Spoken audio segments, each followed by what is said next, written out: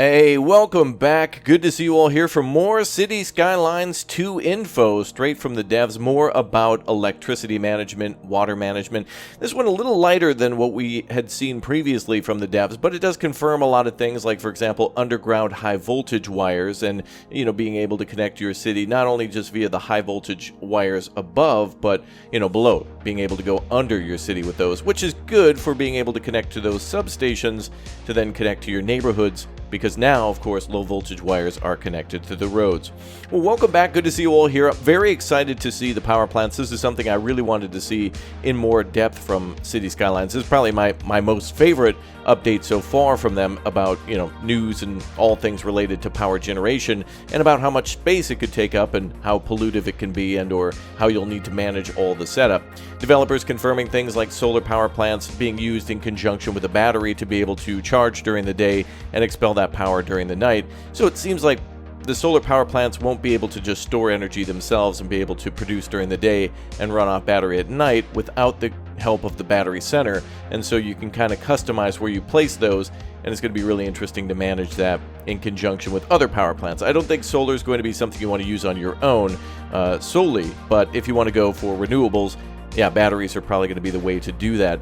And, wind and solar together with the batteries might be really interesting and very, very expensive. Some of the prices here are insane for things like the upkeep for the solar power plant that they showed at the beginning. $85,000. That's huge. In my current city, I'm building a massive city of about 60,000 on the channel, and the educational cost for that, especially with building a giant university, only about 53,000. So, that's a huge difference in pricing. So all of the education in my current city, in City Skylines 1, is not even, somewhere around less than half of, probably less than half than all of the power production in the cities that they're showing here. If you also think about the cost for laying the wire above and below ground, that'll more than likely have an upkeep cost for the transfer stations too, or, the substations that take high voltage to low voltage. And I gotta praise the devs, by the way. I want to see more of this from city builders, where it's not just laying out the roads, it's not just laying out the power plants and the schools, but also the infrastructure too. Now, one of the things that we loved about City Skylines, of course, is all the road traffic and all the different ways, that there's multi-lane roads, highways, bridges. There's, of course, mass transit and, ways to transport people. And so that almost is like transport fever in many ways, but we got that with City Skylines 1 and they've improved upon it.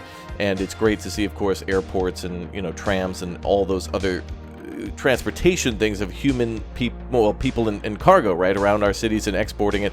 City Skylines will have that as well. But also, it's cool that water and power will be things that we can export or import. So, gone are the days of having to build a coal power plant and then multiple coal power plants just to start our small city. It seems like it'll be much more balanced, where we could start with maybe perhaps a couple of windmills and an outside connection and try to import power until we build our first coal power plant and then start to export power back to the grid.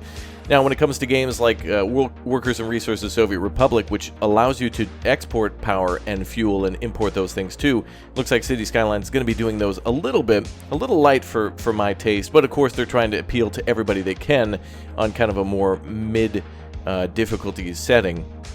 And I think mods, of course, can expand upon that. Modders can go in and tweak all the dollar amounts and try to make the populations more realistic and things like that. But again, going to just what they're trying to sell us a product here and trying to judge the game based on what will be the day one vanilla, no DLCs, no updates, no mods.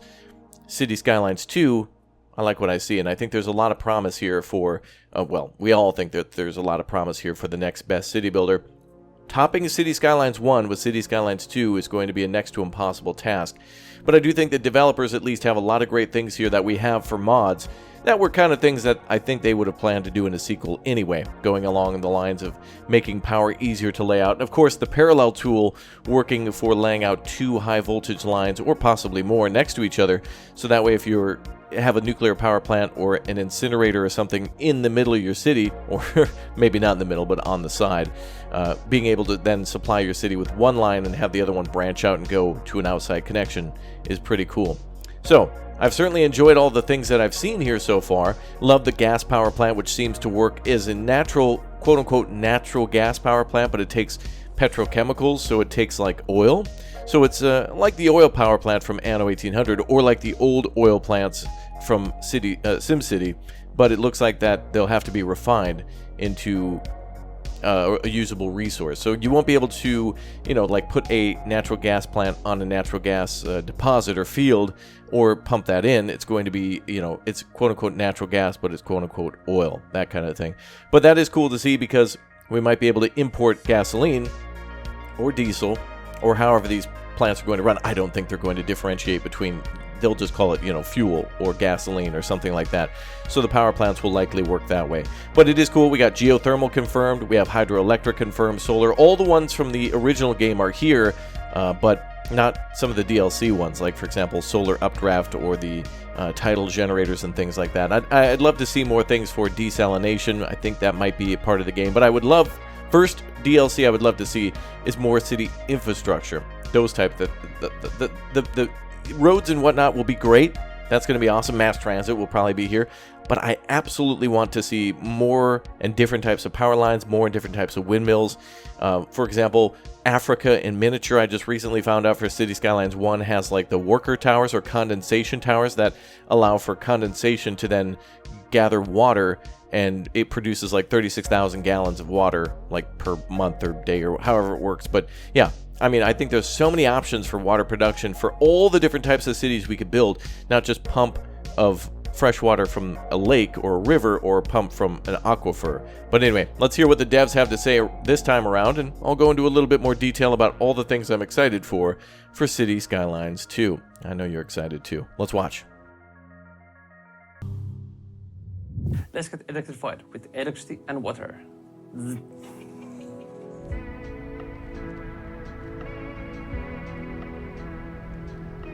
Just like in City Skylines 1, in City Skylines 2, the electricity and water are very critical for your city. Without electricity and water, your city cannot function.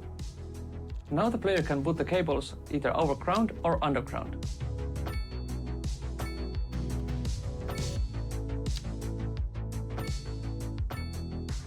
Groundwater is water that is underground, and that has to be accessed with the groundwater pump.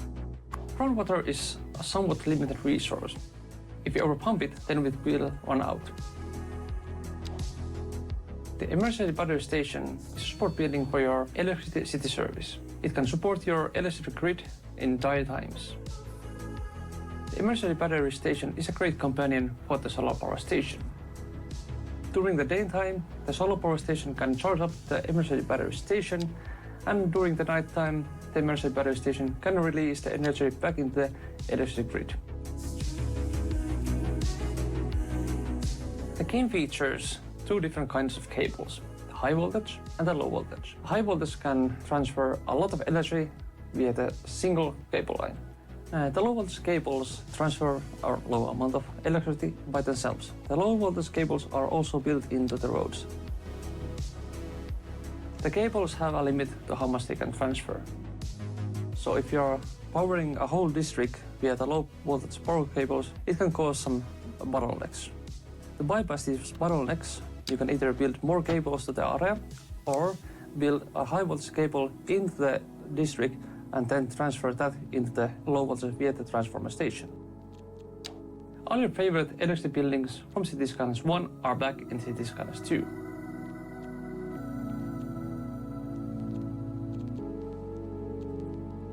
They have it powered up and they are now even bigger and better. Just like with other city services, the electricity and water and sewage buildings have a ton of upgrades. Upgrades bring variety and options for you as a player, so you can either improve your city productions or electricity capacity storage or sewage treatment or water and pumping and...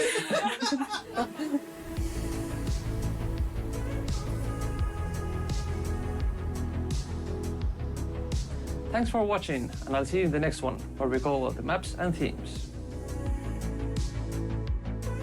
Alright, well there you have it. Some news coming soon about maps and how those are going to work. That'll be the next thing they talk about. And that's actually going to be an important thing for producing power and worrying about water is because right when you're starting your map, you're going to have to think how frequently will there be changes to power usage based on the weather, and possibly, maybe, for example, if you have a large mountain, you could probably build a lot more, maybe windmills, or maybe the solar panels will be better if they're higher up, that kind of thing, less interference from other lighting or pollution or something. I'm not sure how in-depth it'll be, but I think a lot of these developer insights go hand in hand together very nicely, and we always learn something about something else unrelated to what they're currently talking about every single time that we see one of these. Now, in this case, it's how large or heavy or high voltage lines, the big ones, the towers, can basically switch from a above ground to a below ground power line right away with really no transfer station at all.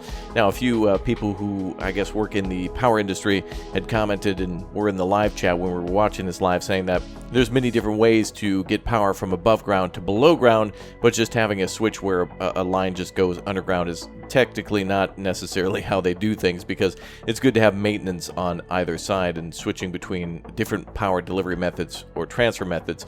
Now, of course, there's many different voltage line sizes and different ways to deliver power in real life, and I hope the developers eventually give us more options for many different power delivery systems, aka different tower types, so that way we can deliver 500 megawatts or 200 or 115 or whatever.